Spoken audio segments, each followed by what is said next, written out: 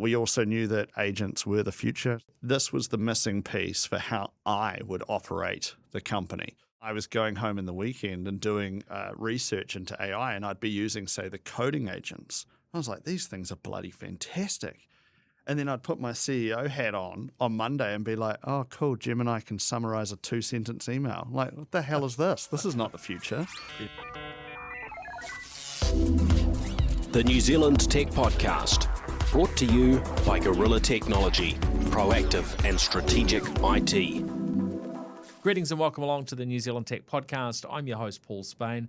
Privileged to have JD Trask joining us back on the New Zealand Tech Podcast again. He's co-founder and chief executive of two firms. Firstly, Raygun, launched in 2014, a global software as a service platform helping software developers monitor and improve application performance, used in well over 100 countries. Secondly, he also heads up Autohive, launched just over a year ago. Autohive is a SaaS AI company providing an artificial intelligence platform that makes automation and AI agents more accessible to everyday businesses here in New Zealand and internationally too. JD Trask, great to have you back on the podcast. How are you? I'm very good. Thanks for having me back, Paul. I'm excited to hear more about Raygun and Autohive, which I guess has been launched between when we last podcasted. And also, we're going to dive into a little bit of a tough love session where we're going to comment on AI learnings related to New Zealand's favourite software company, Xero. But first up, a huge thank you to our show partners for making the New Zealand Tech Podcast possible. Thank you, Spark, One New Zealand, 2 Degrees, Workday, Fortinet, PwC, and Gorilla Technology. And of course, we really appreciate their broader support of New Zealand's tech and innovation ecosystems too. Now, today, I'm keen to hear about your journey in technology. So maybe you can tell us a little bit about your background for listeners who haven't heard your story. I often joke with people that one of my biggest blessings was probably knowing that I wanted to build software companies from a very young age and was able to focus on that. So kind of did a lot of programming through my teenage years, absolute hit with the ladies, So yeah, that was me. I got a comp sci degree, went and worked for Intergen for 3 years when I graduated. They hired me into their grad program. I met Tony Stewart at one of the first interviews. So Tony was the managing director there. And I really liked what they were about. They were big on Microsoft stack. And when I'd even started at university, one of the things that stood out to me was that they were only teaching Java. And I was like, well, hang on. We all know that Microsoft is like the 800-pound gorilla here. Why don't I learn C#? So I went and picked up Microsoft Visual Studio 2002 Academic Edition before I realized that you could have got it free from the uni. It cost me $200. Still on my desk at work, actually, and learned C#. So I think I came out of university as one of the only actual developers who could say, no, I've built quite a bit in C# and I know how .NET works. And so that I think helped make me more attractive to them as they were a .NET shop. And so Wow. I just threw myself into it. Huge learning opportunity, sucked up as much information as I possibly could, saved every penny I could because I knew I did want to start a company at some point. I'd even told Tony this in the first interview. And I think I was very lucky that they were so entrepreneurial that they didn't see that as a negative, saw it as a positive. I met so many key people in my life. I learned a lot from the folks there. And then struck out on my own at 23 with a company called Mindscape. Mindscape built dev tools, but we did a bunch of services work as well to pay the bills because I was, didn't come into it with a lot of money. I was 23.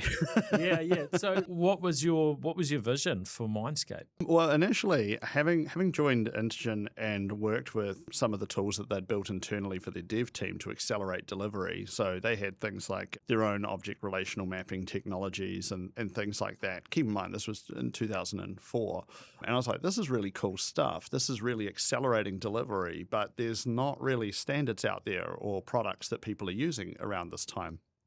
This was, of course, pre-Microsoft putting Link to SQL and Entity Framework in. That would come years later. And so we decided to focus on developer tools to accelerate the delivery of software. We built a range of different products that we sold mostly internationally still. which was great. Everything was priced in USD. That was back when the New Zealand dollar was at about 85 cents, I think. So it's come down quite a bit. So we sold those products, but we were really bootstrapped. So we also did joint venture work. So we teamed up with Natalie Whitaker and the Movac folks to deliver things like Give a Little. So we were a shareholder and creator of that platform. We also built a business valuation company, an inbox mining business, a few different things like that while we were sort of figuring it out. It was all about accelerating software delivery. So how could we just make teams more productive, more effective, and deliver things faster? And so that was our sort of lens, was developer tools built by actual developers, not just a cookie cutter factory with shitty products that don't work. Okay. During this time, as well as Give a Little, all the other things that you were involved in building, what became Raygun was one of those projects. Tell us how that got started, because Raygun's gone on to to incredible success as a product. How did that kind of begin? Yeah, so we built Raygun in 2012. We launched it in 2013, and interestingly enough, it was built entirely off something I'd learned from JB when I'd started at Intergen, which was he taught me when I first started. He said, look, put a bit of code in here that when an unhandled error occurs, it sends you an email about what happened. I said, oh, that seems like a smart idea. And he's like, yeah, this way you can fix something before the customer actually bothers to contact support, because most won't even bother to tell you that something's broken. And I was like, well, that sounds really cool. And then we were thinking about what products would help software teams. And it was like, why don't we productize that whole notion of keeping you informed about things going wrong automatically? And so we built Raygun for that. And at the time, Raygun was simply a product of Mindscape. But as you say, it took off on us, which was really great. And we were getting people sort of confused, contacting us, going, "What is this Mindscape on my bill?" They didn't understand that Mindscape was Raygun, those sorts of things. And so eventually, we actually sunset everything else that Mindscape was doing and just basically converted the company into Raygun. It's a great product. It's still a great product. It still sells. It still sells well.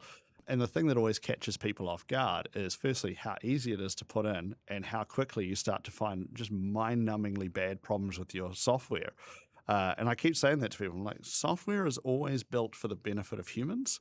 If you're not actually seeing how often it's breaking, you're flying blind. It's almost even though it's for a tech team, I would argue that it's probably the best growth accelerant you could put into your software. I always think, this scene from The Simpsons where Sideshow Bob is getting like the rake in the face every direction he steps. And it's like, well, that unfortunately is how software is for most users. It's like, it's incredibly bad software. And dare I cross the beams for a second here, but like, this is something that frustrates me when I hear people saying, AI is not very good, it makes mistakes. And I'm like, we have this unique experience of being on the receiving end of billions of the mistakes that humans already made. And I'm not seeing any discernible difference in the rate of mistakes other than that humans don't think the machines are as good as them. And it's like, no, we're all making mistakes, guys. That's so true. That's so true.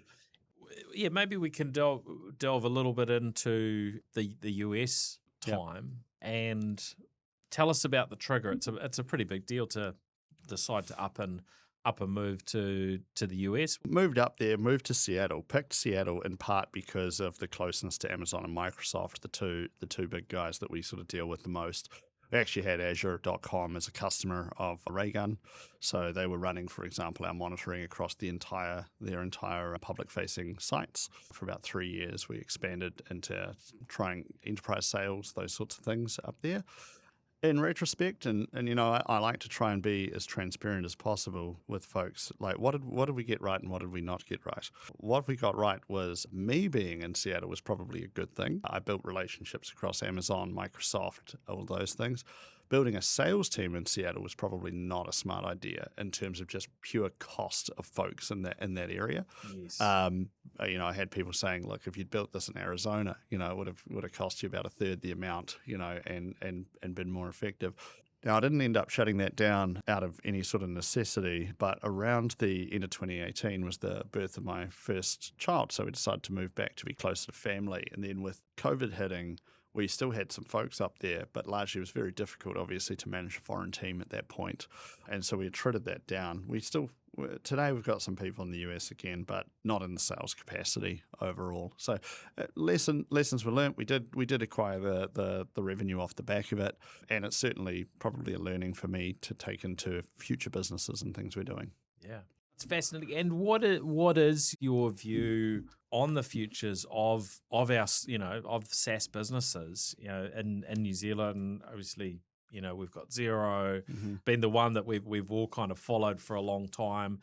And they're probably very similar to a lot of the big global, software companies. If you look at, their share price, they've dropped, massively, 50% or more in terms of that share market valuation, in this last period. Do you see a future for traditional software companies? And if you do, what does that look like? And I guess this is also somewhat introspective too, right? Since you're in that you're in that business with Raygun and you Autohive. How do you look at that? Because there is a viewpoint of, well, we'll be using AI for everything. We're not going to be clicking around in an accounting tool like Xero in the future. We're going to be working, we're going to be operating from a prompt. We'll be, talking to an AI or chatting with an AI. The AI agents are going to preemptively send me what I need to see when I need to see it, and so on. How do you think that actually plays out? I think it's a possible future. I think it's further out than people think. I'll describe this since not everybody's going to be watching, but I think with AI we are actually in a fast takeoff. So traditionally with fast takeoff, people think of the Terminator movie. Skynet comes online, kills us all immediately. I think of it as we are in an innovation fast takeoff. This is going much, much, much faster than anything else we've seen. I mean, you and I have been around a little bit. This is going very quickly. But what I try to remind myself and my team and others to stay grounded is it doesn't really matter if the curve is exponential on innovation. Where the wealth is going to be built is understanding that the human adoption rate is a very slow linear line. Right, it's not that humans are slow at change, and it doesn't. The AI will be way ahead of people. In fact, frankly, it already is. People just don't even realize, And so to that end, it's like, how long is it going to take for people to change? And I think that could still take a decade, 2 decades, 3 decades. In fact, hate to say it, but maybe it requires a few of us to actually churn off this old mortal coil for the actual change to fully be realized. So I think that's that's something I think about a bit. And I realized that you could attack this argument, but the reason this was on my mind was actually COVID. Look at the explosion of e-commerce. And you're like, guys, this was quarter of a century into e-commerce, and you're telling me that it exploded because we suddenly couldn't leave the house. That's the human adoption piece right there. So I think that's an issue. Now, flipping it back, though, and I'll be honest, what I'm seeing is two-speed SaaS companies, and I may be wrong or simplifying this too far, but founder-led versus not founder-led. And I'm going to pick on Xero here for a second, right? I think Xero is dropping the ball horrendously in the field of AI. I think that they're making all the moves of an organization that thinks that its future is to trap the customer data inside its platform and set up a toll bridge for people to access their own data. If you want a fastest way to ensure that Xero doesn't exist in 20 years, keep going with that strategy, guys. I'm watching how many agent-first agentic accounting platforms are launching, and the hostage takers will not win. It should probably be a wake-up call to them that their own technical co-founder, is working for an agentic accounting partner company, building the future of AI accounting. That's a person who doesn't have to work, right? Is still choosing that that's the future. Meanwhile, Xero is putting in place punitive pricing around their API to say our future is billing you to read your own transactions. And I think that this is a problem that's occurring across a lot of software. I've picked on Xero, but it's no different to Slack. It's no different to a lot of these companies where, again, they're lacking the innovative founder spark. They have got middle management vibes written all over the product strategy. They might make money in the short term, but it'll kill them in the long term. There's a lot to unpack there. Well, we're a zero customer. I'll give you an example. It's hard to disagree. Yeah, we're a zero customer. In fact, when I started, we were one of the first 10 customers. And I sit here looking at what they're doing. I'm like, man, I don't even want to get off this because I'm quite patriotic about it. I was a shareholder in it. I know so many people who are associated with it. Most not anymore, right? And it kind of kills me to watch because I'm like, wow, you guys became MYOB. Remember when they used to charge you to get the OBDC driver so that you could even query your own accounts? They've become MYOB. It's probably it's pretty hard to hear, to be fair, because I think for Kiwis, particularly in the tech space, Xero's the company that really everyone's tried to learn from and follow and to emulate. Right? I just think you want to follow the Drury years, not the professional management years. Yep.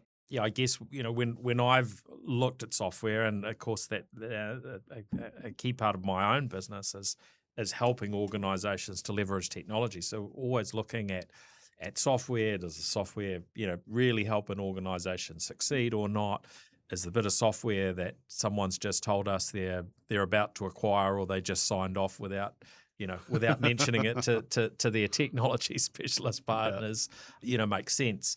And really, when you look at, certainly from my perspective, when I look at software, I'm looking at when did it first come out, how has it evolved, and with most products, they have a lifetime where they're really successful. They come in, they shake up the market. I'm just thinking this through in my head, sort of aligning it with the Xero versus MYOB story. That's exactly what happened with Xero.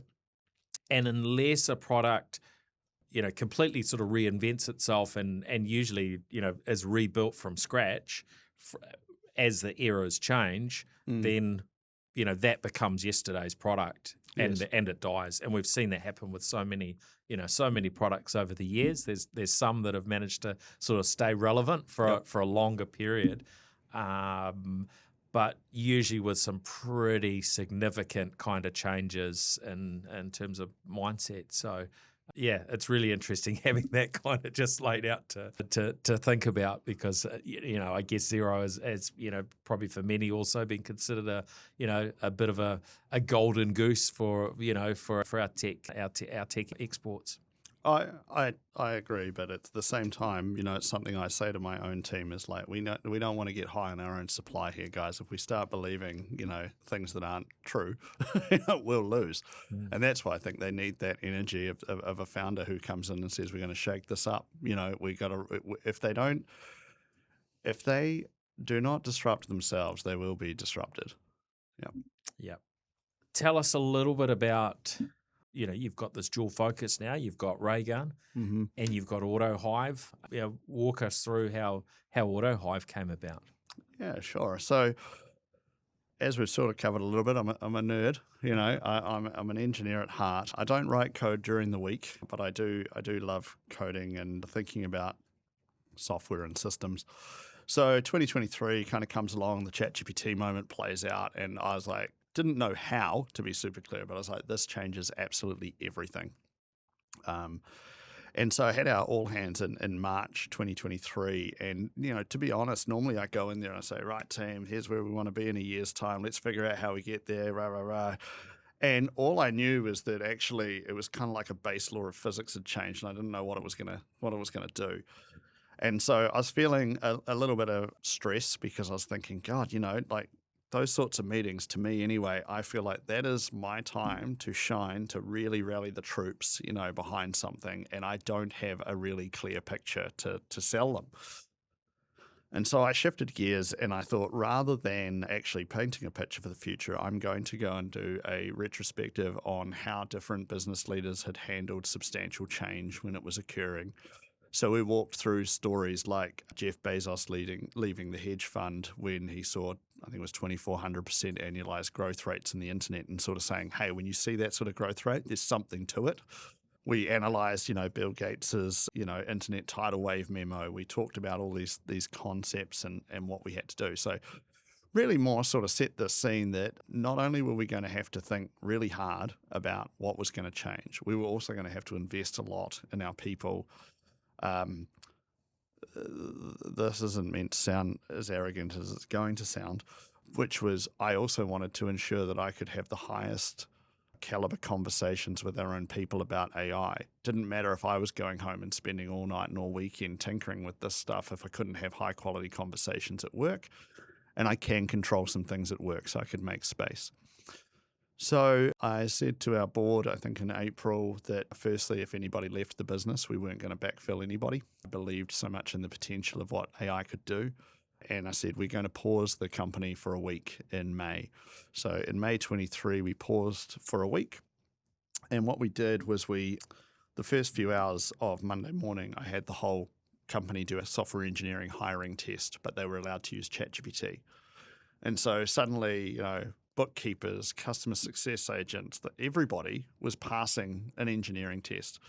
And might brag a little bit here, but we have a bloody high bar on engineering talent in our business. It's where, I've always wanted to attract the people who want to work on hardcore stuff.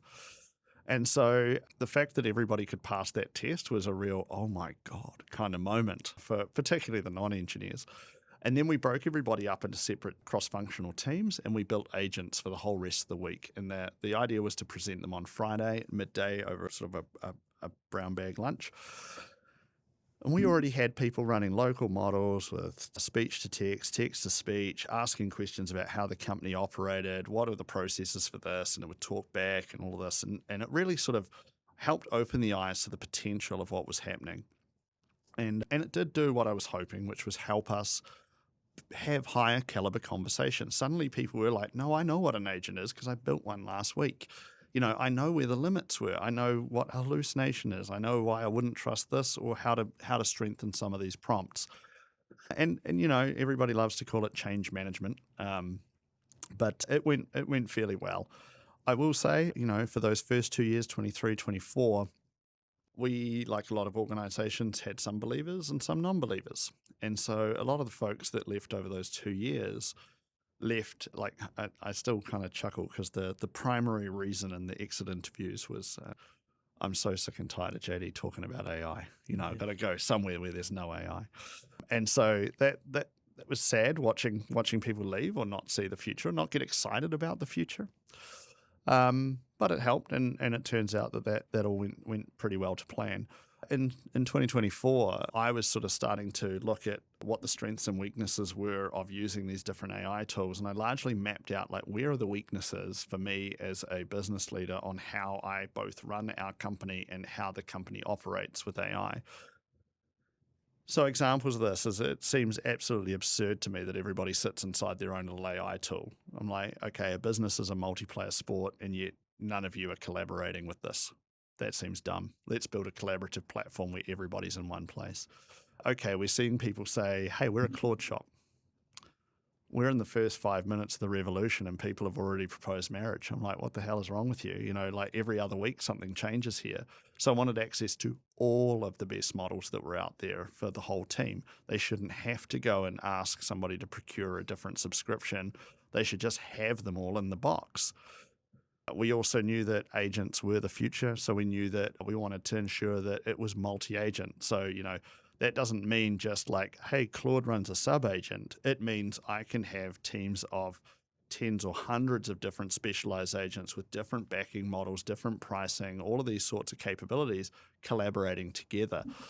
So we built that into Autohive. I don't say that we built it initially as a replacement to any of those products either. I'm not saying to people that they shouldn't use Claude or they shouldn't use ChatGPT.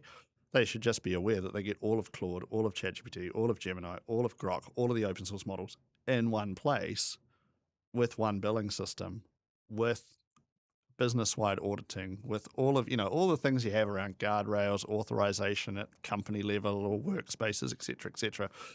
But I largely felt at the time in 2024 that this was the missing piece for how I would operate the company. Put another way, I was going home in the weekend and doing, research into AI, and I'd be using, say, the coding agents. I was like, these things are bloody fantastic. And then I'd put my CEO hat on Monday and be like, oh, cool, Gemini can summarize a 2-sentence email. Like, what the hell is this? This is not the future. Yeah. So it was like, no, how do we run a company this way?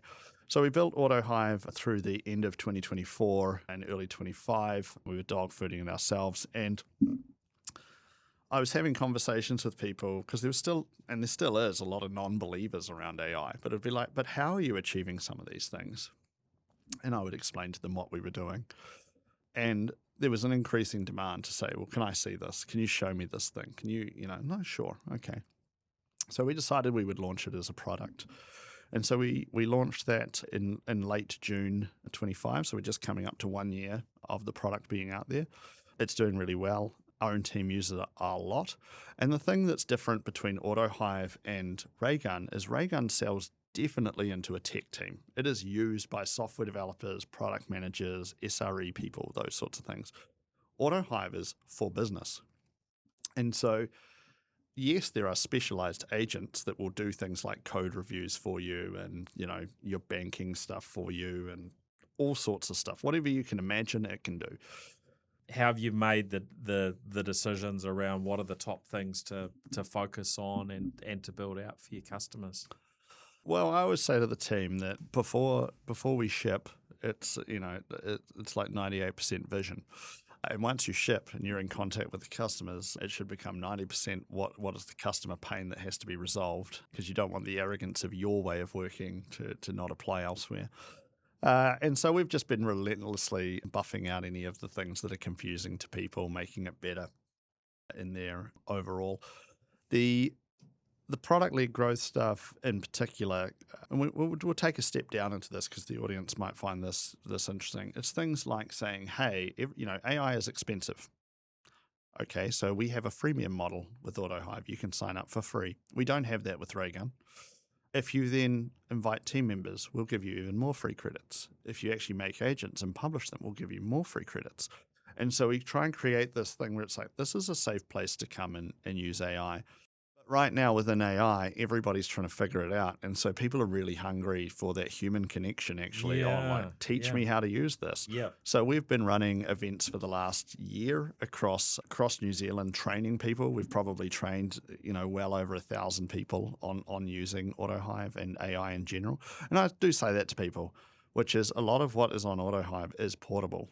I just want to see Kiwis really level up their understanding. This is a magical, magical technology. And so the more of that I can help drive into New Zealand, the better. Those are really good, by the way.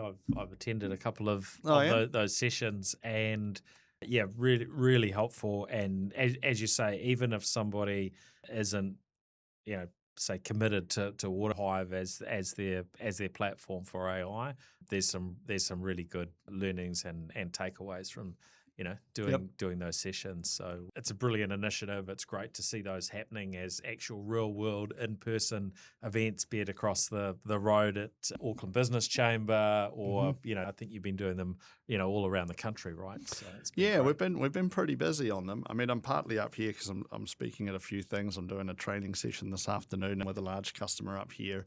It's really great getting in there. The thing that makes it actually super fun is watching people click to AI. It's like, oh man, once you see people go, wait, I can do that? Oh, that's actually a real gift to be able to enjoy that moment. Yeah, and there are possibilities probably for every person, just about every person and just about every role where there's something that AI can do that will surprise you, usually in a positive way. Now there's also a flip side to AI. You mentioned hallucinations. There's prompt injection as well. How do you look at the challenges of AI, and that's sort of putting aside the fear of people losing their jobs and so on. I tend to be more on on the positive side when it comes to, hey, as we find, more efficient ways to do things, we usually tend to come up with other things to do. And Yes. I'm not expecting, there to be people sitting around with nothing to do in the future. That said, I think there's certainly some interest from a lot of people out there. If they only had to work 30 hours a week rather than 40, hey, I'll take it. Yeah. But how do you look at, say, prompt injection for instance, which is a security challenge when it comes to every AI platform that hasn't been solved at this point in time? Yeah, no, it is a huge problem. So our big push on that is really around the human in the loop controls across the platform. So being mindful of any destructive action or action that could cause embarrassment, making sure that a human needs to actually approve that.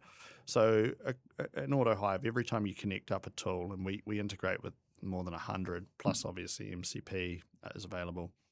But the idea is, let's say you connected it to your Gmail account, and you say, look, I'm totally fine if you have read access and you don't need me to give you an okay to read my email.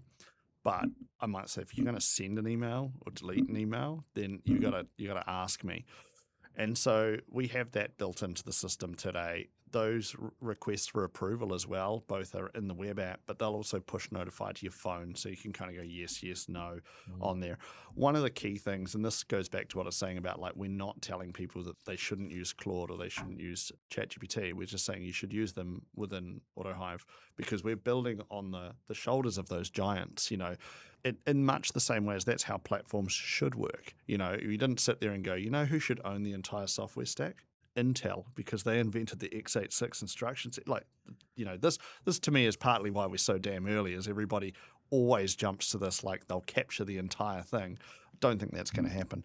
But what that means is that some of those problems, like the hallucinations or prompt injection or jailbreaking even, I feel they largely are resting on those providers. So, we're watching what's playing out at the moment with the Department of War in the US and Anthropic. I kind of rolled my eyes when they said, oh, well, all Anthropic has to do is make sure it can't be jailbroken. I'm like, well, guys, they've been working on this for how many years? It's getting better, but it's not solved, and they're certainly not going to solve it like in an afternoon to meet an export control. Yeah. For those that aren't familiar with jailbreaking and in an AI context, can you explain? Yeah, so you want to give an AI sort of the guardrails that says, hey, you're going to do this. And I'll use a silly example, which might be a chatbot to help you buy something on a website, and it pops up. And people kind of realize that they could just ask it anything they want. So they could say, hey, write me a computer program that does this, and it costs like $500 in tokens. And you as the business are kind of going, that's not what the help bot was for. But technically it's capable. So you put in place guardrails that say, you're only going to answer questions, about the products that we sell, nothing else. And those work okay. But then people figure out, basically, how do I get out of jail? How do I break out of these constraints? And so far, almost every single guardrail ever put in place with an AI, people have figured out a way to work around it. Because they are probabilistic, which means without determinism, you run into the problem that you can kind of trick it any way you want. I also find this a fascinating topic, though, because I would similarly make the argument that human beings almost are the same, where it's like, I remember reading something years ago. In fact, I remember I was at Intune at the time, where it said most people would give up their password for a chocolate bar. And I'm like, yeah, humans can be jailbroken. Now, we do want AI to be more reliable than that, but yeah, at the moment there's a bit of a open, unlocked back door, if you will, on some of those. So it does come down to what you're trying to constrain it to. So for example, if you're actually just running AI in your business and you've got no major risk of low integrity within your team, it's probably less of a concern. It's really when you open these things up publicly to exploitation, and part of that is because it is bloody expensive to run AI. So you're attracting every man and his dog who wants to figure out how to rob you of tokens and have you pay for them.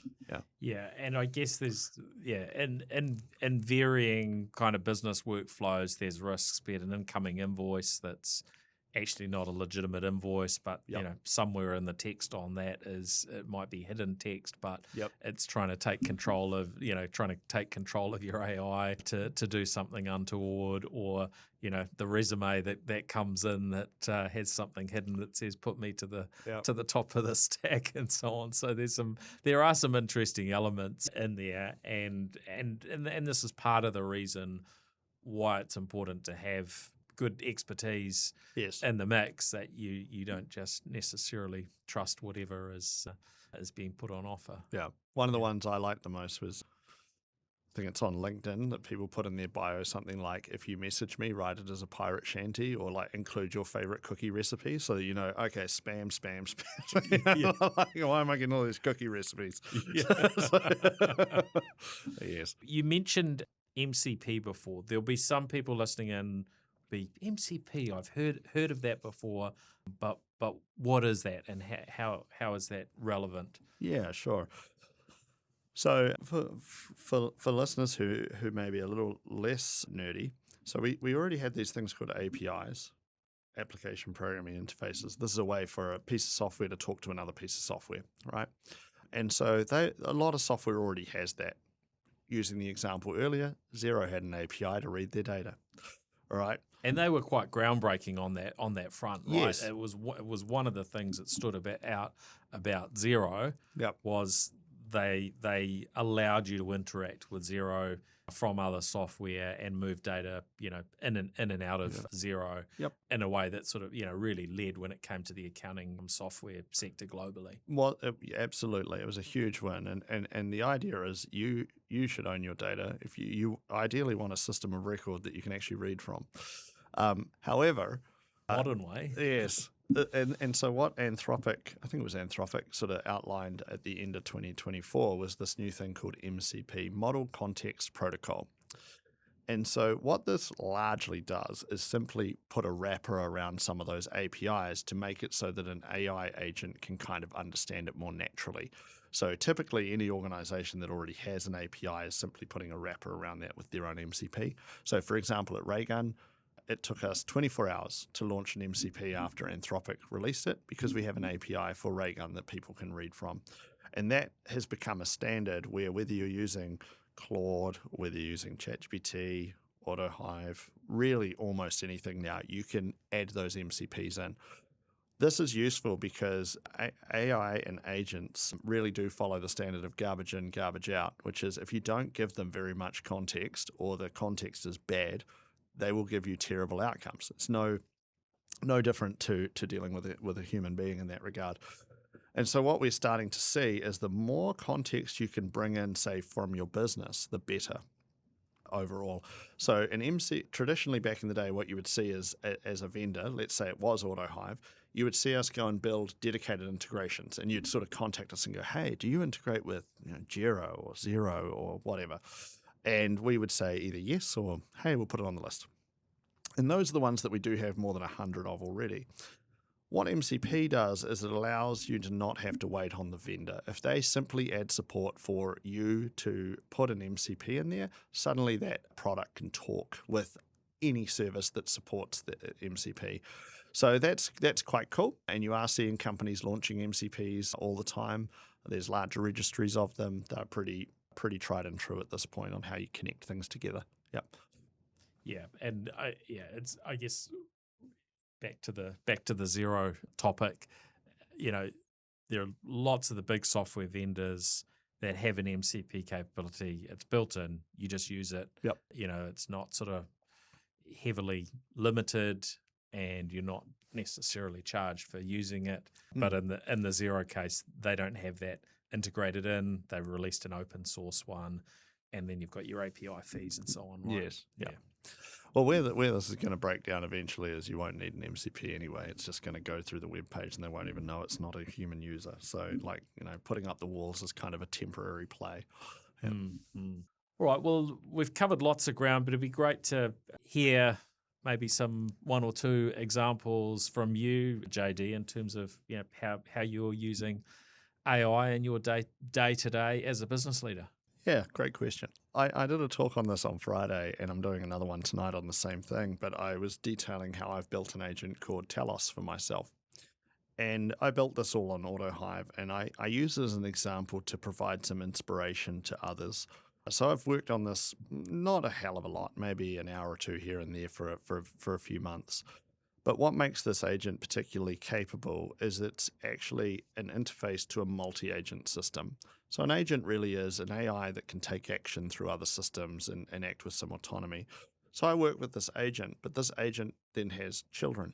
So one of the children is our growth leader agent, and that one has children, and it has access, for example, to read-only access to our database of information about what the users are doing in the software. Has access. It has another child which is an expert on our marketplace and has access to understanding all the telemetry data from that. Has access to our Slack. And so I can go in there and say, hey, write me a report on everything I should focus on in the business. Within a couple of minutes, those agents will all work together to sift through the data of actual user actions, all of our revenue data, all of the product actions that are occurring, cross-reference them with what our team is discussing inside of Slack. And then that will bubble back up to Telos, my agent, with that. But Telos itself is grounded in the business goals, my personal goals, the way that I want the business to operate. So I consider Telos more of an orchestrator and personalization layer to the goals of the business. And in the demo that I gave to folks the other day, as I say, within a couple of minutes, you're getting a report that I think is more actionable than say, a board pack or a weekly summary. It'll basically say, this is the biggest blocker in the business. This is the thing you should focus on this week to solve. And what we're working towards is getting to a point where this is then provided to everybody in the business. Because one of the things that we see with AI is as people start to automate more of the toil work, it actually frees them up to sort of pop their head up a little bit. And they start thinking more strategically. They start seeing how other parts of the business interact. And so part of this year's sort of 12-month goal is to sort of reframe it that rather than people all working in the business, we're all actually working on the business. We're trying to delegate as much of the actual doing to these agents. Yeah, I think there's so many exciting possibilities there in terms of leveraging these tools for good.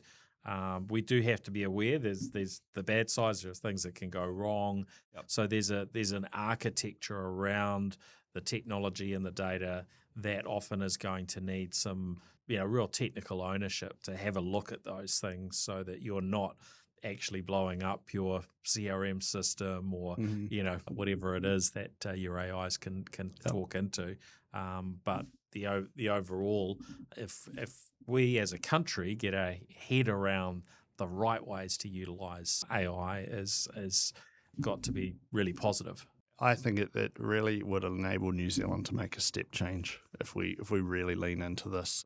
Well, thanks very much, JD. Really appreciate having you on the show. Thank you, everyone, for listening in. And, of course, a huge thank you to our incredible show partners, to PwC, Fortinet, Workday, One New Zealand, 2 Degrees Spark, and Gorilla Technology. Really appreciate your support and all you do for tech in New Zealand.